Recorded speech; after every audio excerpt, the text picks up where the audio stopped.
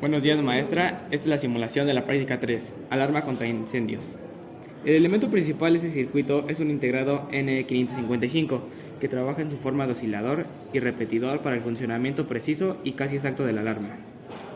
Esta práctica se compone de una resistencia de 10 kΩ, dos transistores NPN 2N2222A, un botón pulsador, una resistencia variable de 50K, una resistencia de 1K y otra de 220 ohms, una de 10 kΩ, otra de 100 kΩ y por último una de 100 ohms. 3 LED, un capacitor electrolítico 0.22 microfaradios y un speaker. Este circuito está en funcionamiento gracias al integrado NE555, el cual se encargará de activar o dirigir la señal al SCR BT151 para así activar la alarma y a su vez se encargará de darle el audio a la bocina.